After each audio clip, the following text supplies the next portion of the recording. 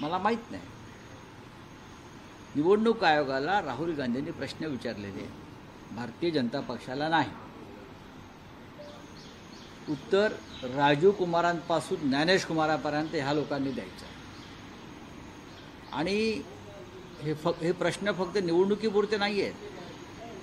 गेल्या 10 वर्षात निवडणूक आयोगाने जे कांड केलेले आहेत, कांड म्हणजे मग ते मूळ शिवसेना ही एकनाथ शिंदेंच्या हातात देण्यापासून ते मूळ राष्ट्रवादी काँग्रेस पक्ष पवार साहेबांच्या हयातीत अजित पवारांना देण्यापर्यंत, हे सर्व अमित शहांच्या दबावाखाली झालं, राजकीय दबावाखाली झालं. हा सुद्धा निवडणूक जिंकण्याचाच एक भाग होता.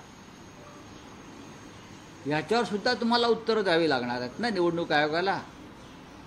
ही तुमची जी उत्तरं चाललेली आहेत ना, थातूर मातूर छाछूगिरी आहे.